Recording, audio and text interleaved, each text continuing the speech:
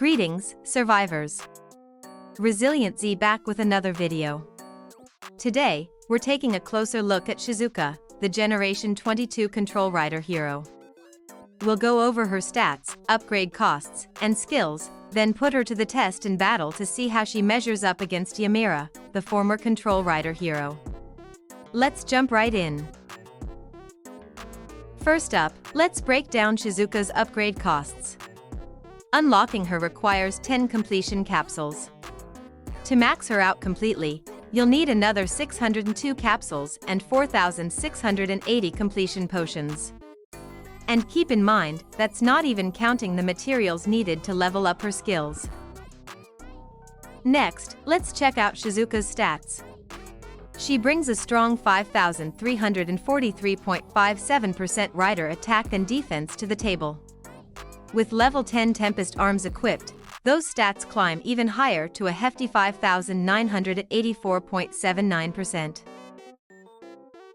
Now, before we move on to the real battle test and comparison between Shizuka and Ymira, let's take a quick look at Shizuka's skills. Skill number 1, Lethal Dose. Level 1, every 2 turns. Shizuka fires neurotoxin-laced bullets at the first 2 enemy rows, applying 3 stacks of poison. Each stack reduces damage dealt by 1% and deals 18% damage per turn, for 2 turns. Also fires jamming rounds at the first 2 enemy rows every 8 attacks, silencing them for 3 turns. Lethal Dose's skill enhancement now unleashes jamming rounds every 4 attacks instead of 8, doubling the silence frequency. At level 9, Poison's damage also gets a solid boost, increasing to 22.8%. Skill number 2, Call of the Pack. Level 1, every 4 turns, Shizuka commands her hyenas to launch a deadly hunt, dealing 30% damage to 2 random enemy squads and applying 3 stacks of bleed. Each stack deals 30% damage per turn, for 3 turns. Call of the Pack skill enhancement gives hyenas a 50% chance to convert 1 stack of poison into 2 stacks of bleed. At level 9, both the hyena's damage and the bleed damage ramp up to 38% per turn. Skill number 3, Toxic Dominion. Level 1, Shizuka scatters a mixture of toxic powder across battlefield, reducing all enemies' damage dealt by 12% and increasing their damage taken from burn, poison, and bleed applied by friendly control-style squads by 5%. Toxic Dominion's skill enhancement boosts the damage enemies take from burn, bleed, and poison effects by 8%. At level 9, it also reduces all enemies' damage dealt by a solid 15.2%. Now, let's move on to our battle tests.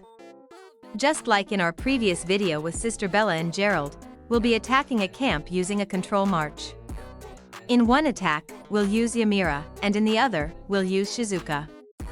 The opponent will use the same march in both tests to ensure fairness and consistency. Here's the first battle report where we used Ymira. In this battle, the opponent had 49,332 surviving troops.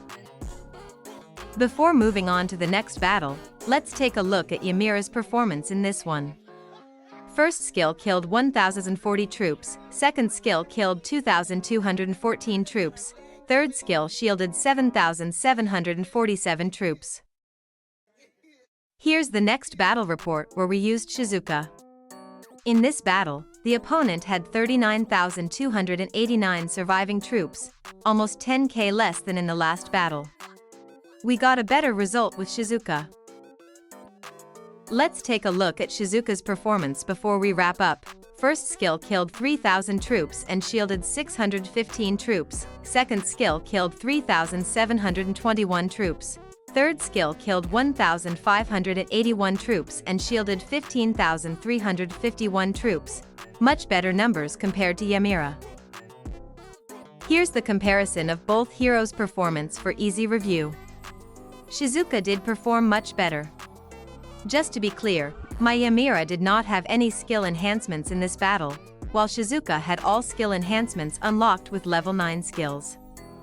To clarify, no behemoth, Tempest arms, pets, or aircraft were used to control as many variables as possible. No resonating heroes were used either to make sure no extra skills or gene links influenced the battle. That's it for this video. I hope this was really helpful to you, and I hope you liked it. If you enjoy my content, please subscribe to the channel and leave comments with any suggestions or requests. Thanks for watching.